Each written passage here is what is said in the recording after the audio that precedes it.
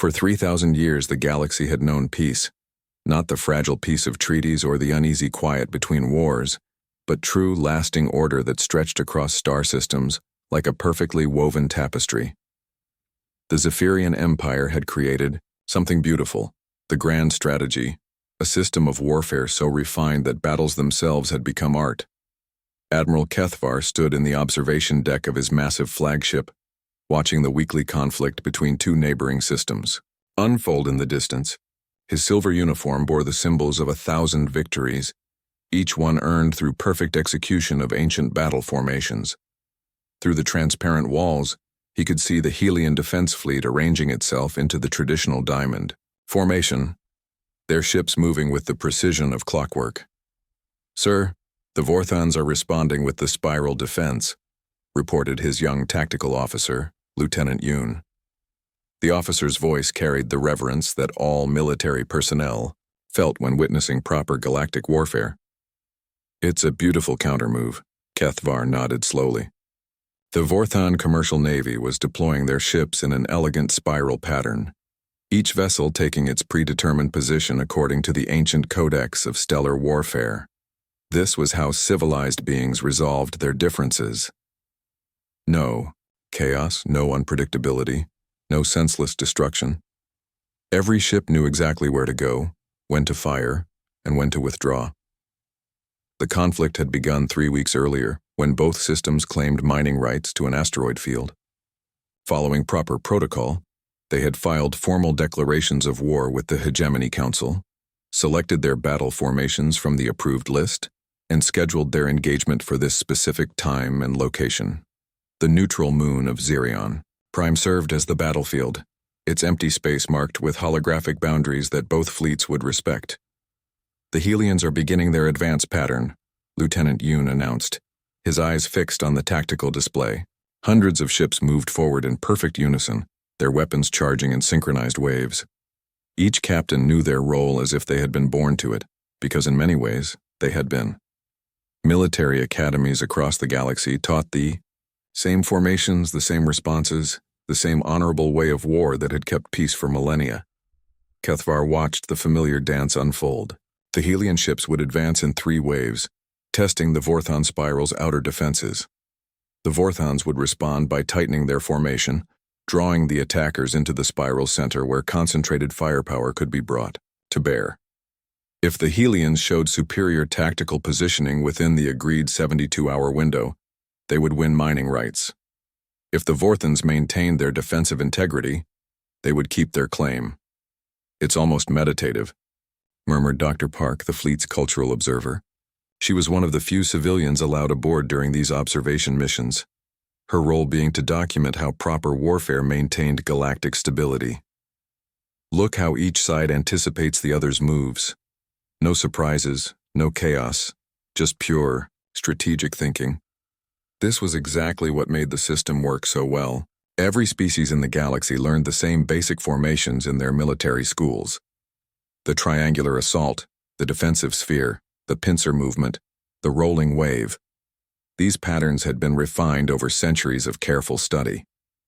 When two fleets met in battle, it became a test of skill and training rather than brutal destruction. "The Vorthons are executing a perfect spiral compression," Lieutenant Yoon observed with obvious admiration. "Their timing is flawless." Kethvar had seen this particular formation hundreds of times, but it never lost its elegance.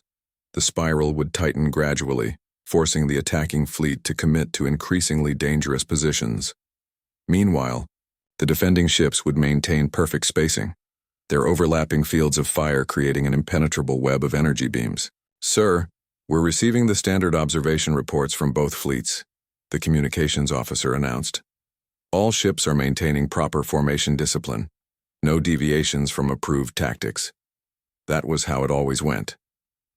Both sides would file detailed reports of their tactical decisions, which would be reviewed by the Hegemony Council's military observers. Points would be awarded for formation integrity, tactical innovation within established parameters, and adherence to the sacred codex.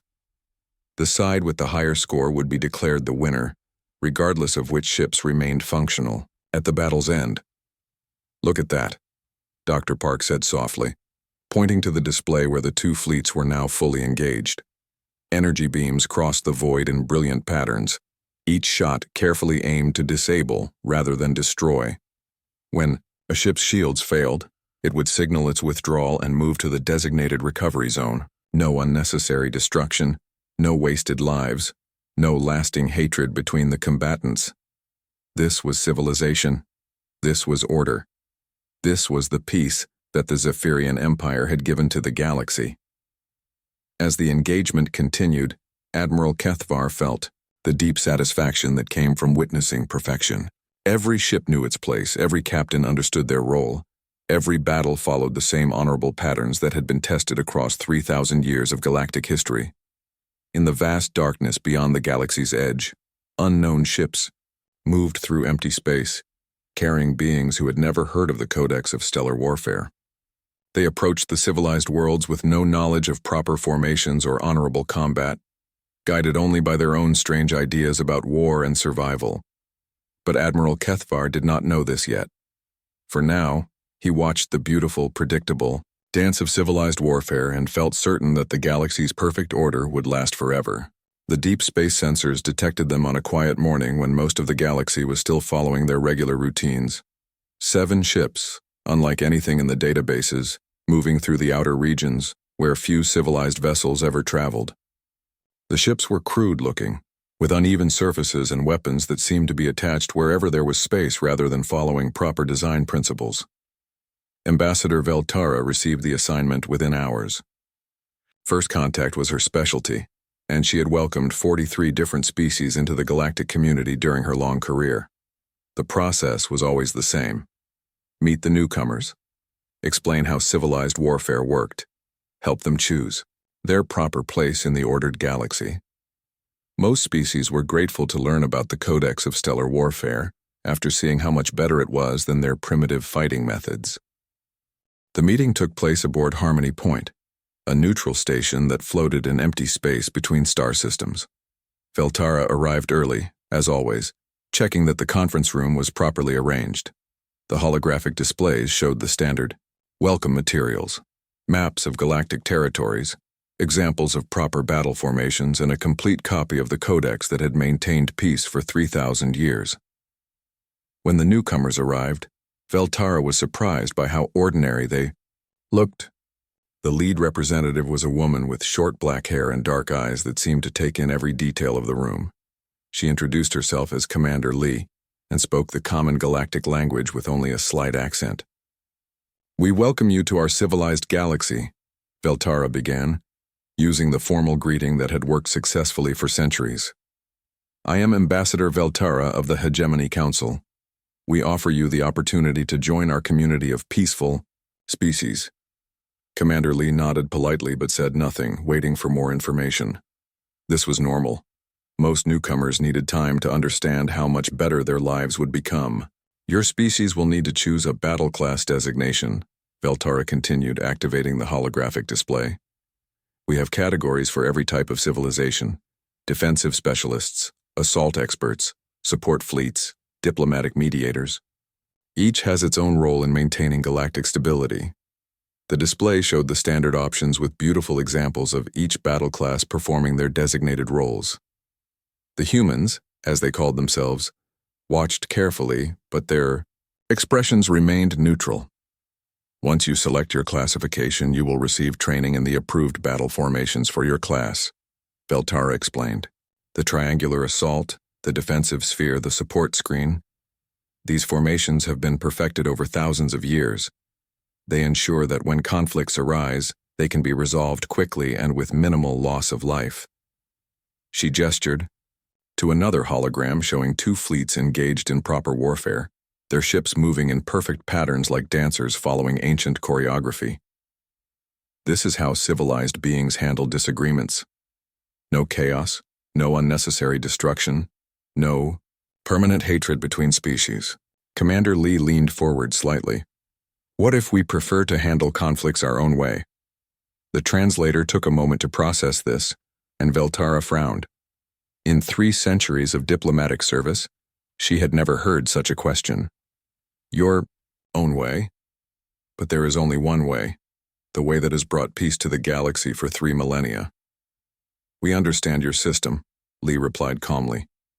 It's very organized, but we've been fighting wars for a long time, and we've learned to adapt to different situations.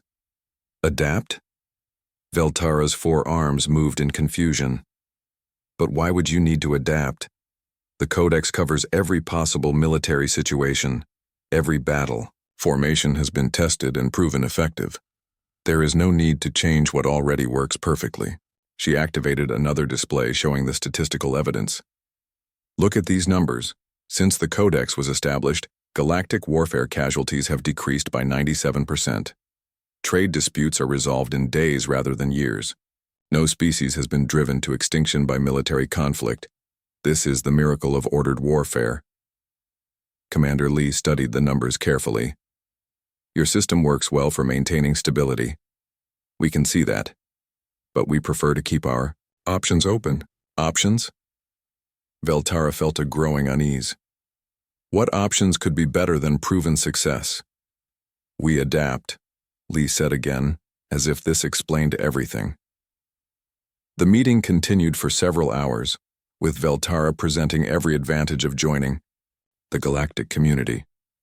The humans would receive protection from the Imperial fleet, access to advanced technologies, profitable trade agreements, and the security that came from following established military doctrine. In return, they only needed to accept the Codex and learn to fight properly. But every offer was met with the same polite refusal. The humans appreciated the information, they respected the galactic system, but they would handle conflicts their own way. Perhaps you need time to consider, Veltara suggested finally. Most species require several meetings to fully understand the benefits. We understand completely, Commander Lee assured her. Your way works for you. Our way works for us. After the humans departed, Veltara filed her report with growing concern. Never before had a species rejected the Codex outright. The hegemony, Council reviewed her recordings with interest, but little worry. Another primitive species, declared Counselor Hexara during the emergency session. They will learn quickly once they see proper galactic warfare in action. Perhaps a small demonstration would be educational, the Council members agreed. A minor territorial dispute could be arranged, something simple that would show the humans how much better organized warfare was, compared to whatever crude methods they had used on their homeworld.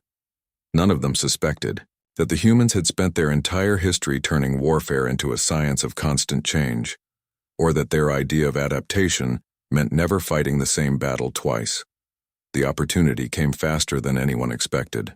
3 weeks after the failed diplomatic meeting, the humans had established a small mining colony on an asteroid near the edge of Calyx Confederacy space. It was a routine matter, the kind of territorial boundary issue that arose dozens of times, each year across the galaxy. General Mordak of the Calyx Defense Forces filed the proper paperwork with the Hegemony Council, following procedures that had worked flawlessly for centuries. Formal declaration of limited territorial war, submitted battle formation selection, scheduled engagement time and location. Everything done according to the sacred codex of stellar warfare. We'll use the traditional phalanx, Mordak announced to his staff officers during the planning session. It's perfect for dealing with newcomer species. They always try some kind of desperate frontal assault, and the phalanx has never failed against that kind of primitive thinking.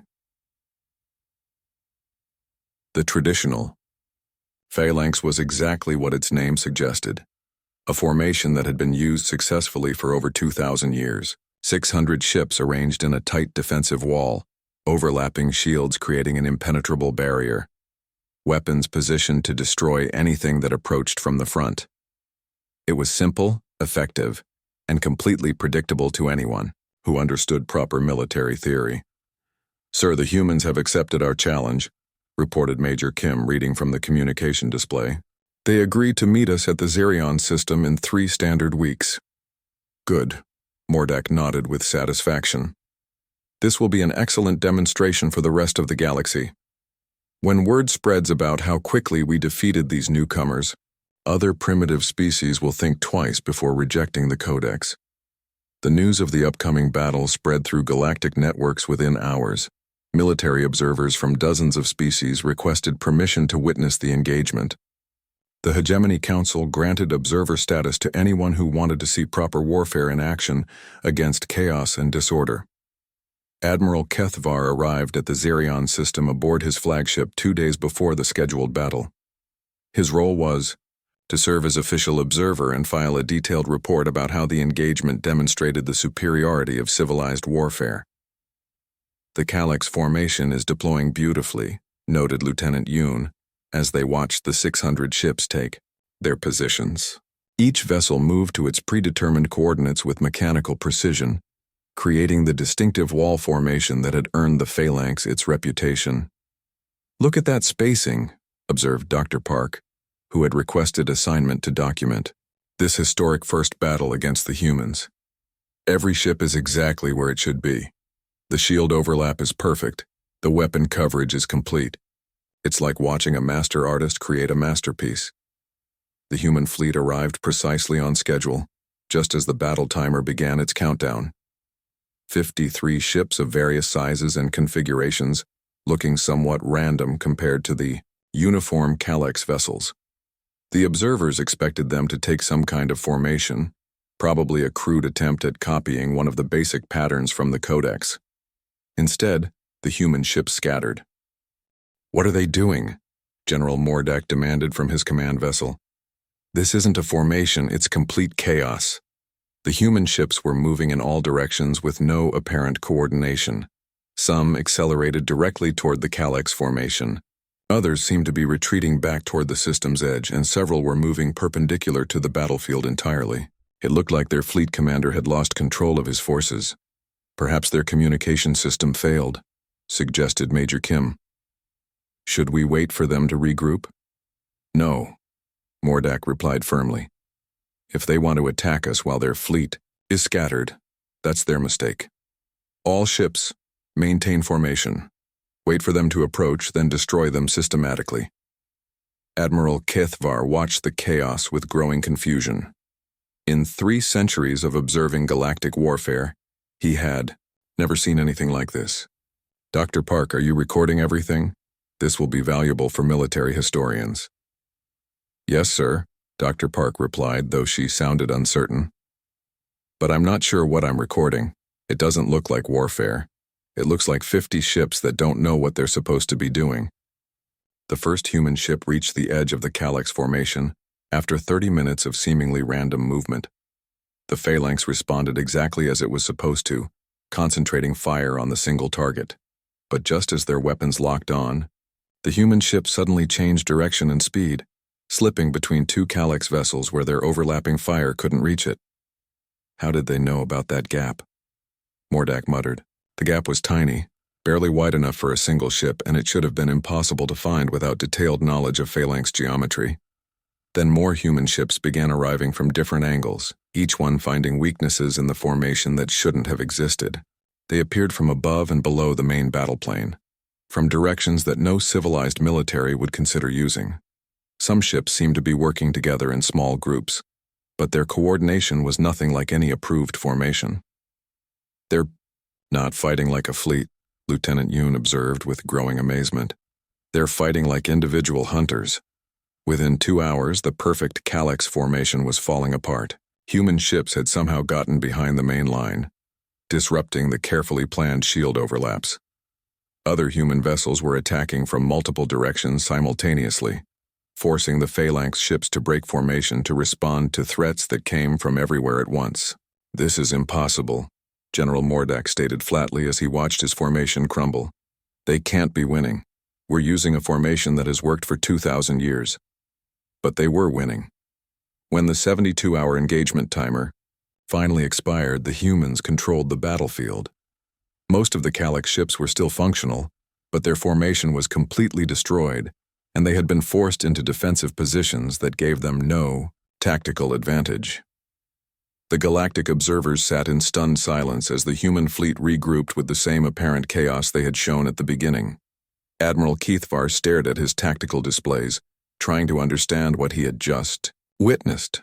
"Dr. Park," he said slowly, I think we need to revise our assumptions about primitive warfare. The news spread through the galactic communication networks like wildfire through dry grass. Within hours, every military academy, defense council, and strategic planning office in civilized space had received the same impossible report. The traditional phalanx had been defeated by complete chaos. At the Central Military Academy on Rigel, Prime, Professor Hextall stood before his advanced tactics class, staring at the holographic replay of the Xerion system battle.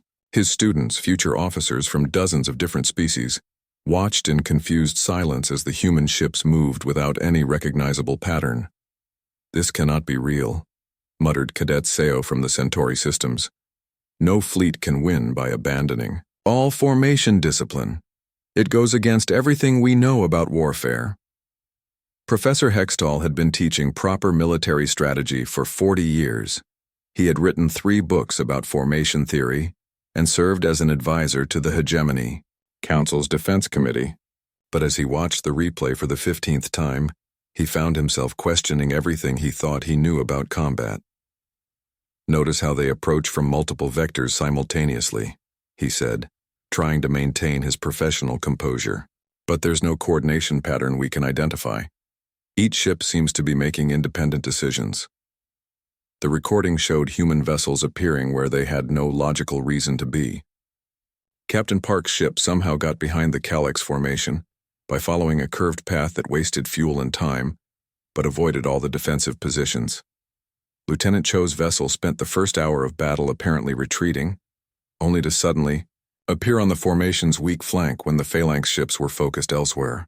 "Professor," asked Cadet Min, raising her hand hesitantly, "if their tactics work, should we be learning from them instead of calling them primitive?"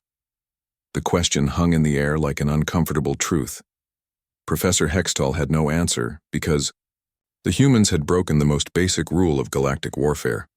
They had won without following any rules at all. Similar conversations were happening across the galaxy. The Hegemony Council convened emergency sessions 3 times in the first week after the battle. Councillor Hexara paced the great chamber floor, her multiple arms gesturing in agitation as she addressed her colleagues.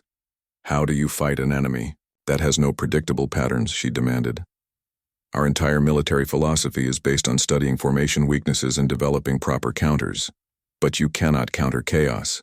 The council members had spent centuries perfecting their understanding of warfare. They knew exactly how to defeat the triangular assault, the defensive sphere, the rolling wave, and every other approved formation. Military colleges taught courses on recognizing enemy patterns and responding with the appropriate counter formation. It was a science built on 3,000 years of careful study, but the humans seemed to treat warfare like a puzzle that needed to be solved fresh every time. Reports began flooding in from across the galaxy as other species encountered human forces. The Rigelian battlespheres, famous for their perfect geometric formations, were outmaneuvered when human ships somehow turned their own defensive shields into weapons by overloading them at precisely calculated moments. No military manual had ever mentioned such a tactic because it required sacrificing expensive equipment for temporary advantage. The Centauri wall formation, considered the strongest defensive pattern ever developed, crumbled when human forces approached from below the galactic plane. Commander Song led her ships through the empty space beneath the battlefield, emerging directly under the Centauri formation, where their weapons could not target effectively. It was tactically brilliant and completely insane at the same time. "They fight without honor," complained General Vextar after his famous triple spiral formation was defeated by humans, who somehow convinced a group of space whales to disrupt his ship formations. "Using local wildlife as military assets violates every principle of civilized warfare." But the victories kept coming. Captain Kim converted 3 merchant ships into ramming vessels during one engagement, turning the most peaceful type of spacecraft into weapons of war. Lieutenant Yu used holographic projectors to create phantom fleets that drew enemy fire, while real ships attacked from unexpected directions. Commander Park coordinated simultaneous strikes from 17 different angles, forcing her opponents to break formation just to survive. Each battle revealed new innovations that no military academy had ever considered. The humans seemed to view every limitation as a challenge to overcome rather than a rule to follow. They turned weaknesses into strengths, disadvantages into opportunities, and defensive positions into traps for their enemies. Fear began spreading through the established military powers. Admiral Kethavar found himself lying awake at night, studying battle recordings and trying to understand how beings could fight so effectively without any formal training. His staff officers brought him reports of human tactics that seemed to violate the basic laws of physics and common sense. Sir, in their latest engagement, they used gravity wells from dead stars to accelerate their ships beyond normal speeds, Lieutenant Yoon reported during one briefing. They're not just breaking military conventions, they're rewriting the rules of space combat. Dr. Park had given up trying to document proper warfare techniques.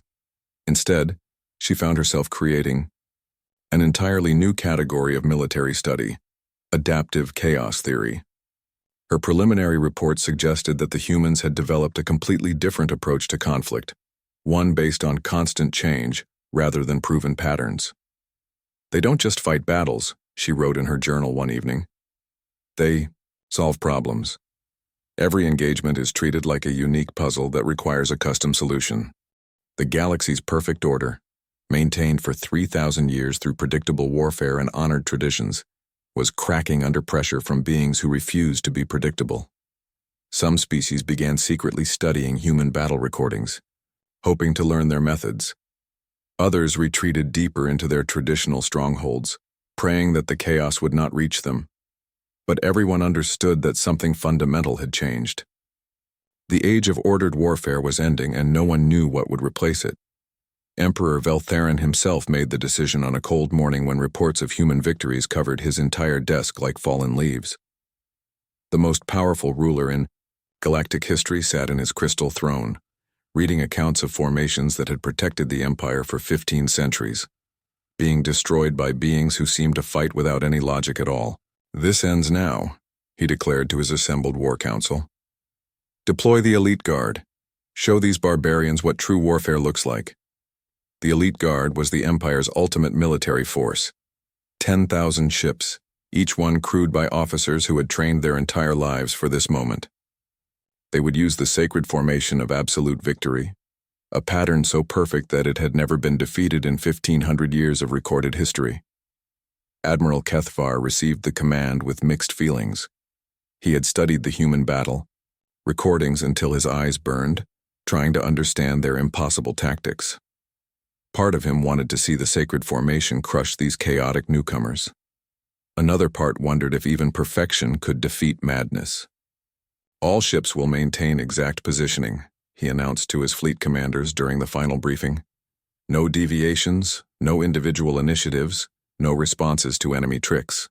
We follow the sacred formation precisely as it was designed. Trust in the pattern that has never failed. The meeting location was announced across the galaxy. The Terminus system, a vast empty region of space where the greatest battle in 3,000 years would take place. Observer ships from every major species gathered at safe distances to witness the moment when order finally triumphed over chaos.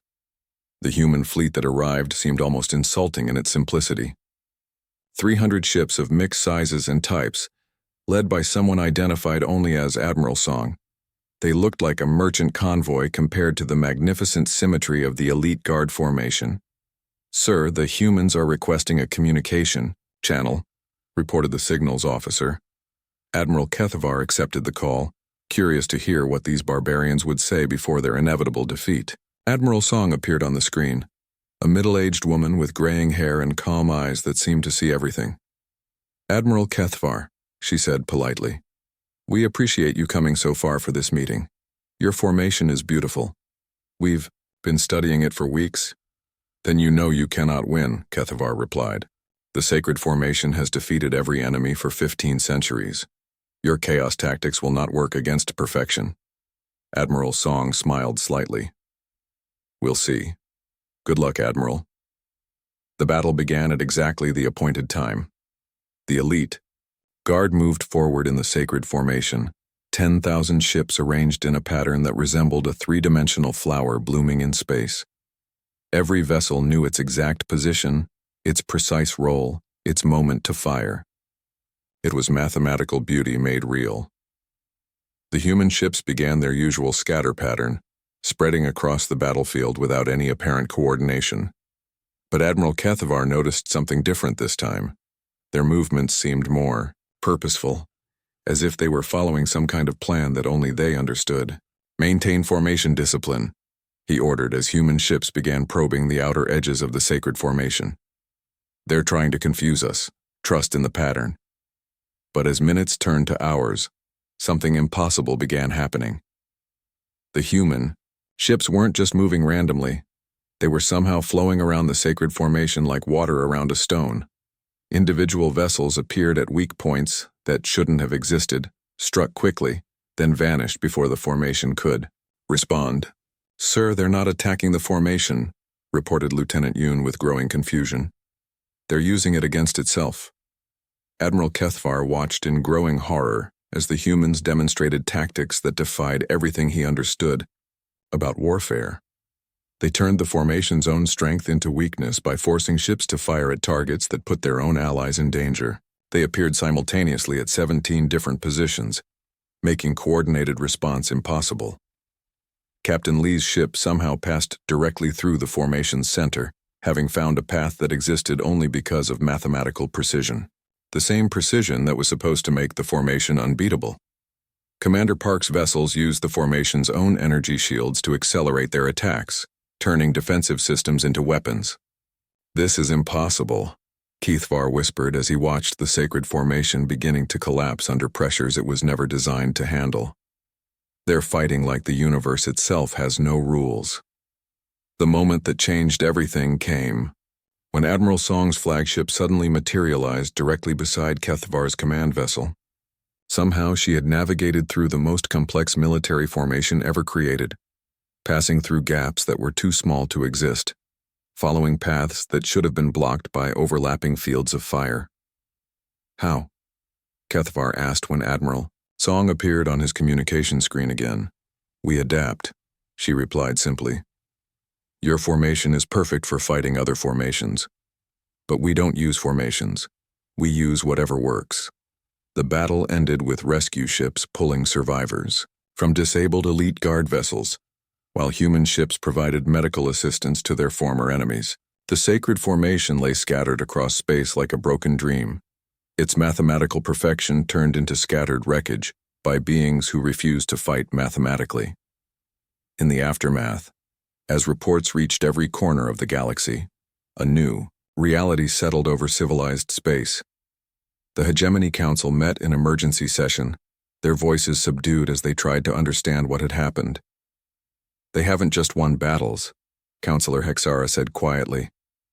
"They've changed warfare itself." Some species began secretly studying human military philosophy, hoping to learn their methods before it was too late. Others retreated to their most heavily defended systems, praying that distance would protect them from this new kind of war. But everyone understood the truth that Admiral Kethavar had whispered in his moment of defeat. The humans fought like the universe had no rules because they had learned that the only rule was to survive, and survival meant never fighting the same battle twice. The galaxy had known order for 3,000 years. Now it would learn to dance to humanity's improvised tune.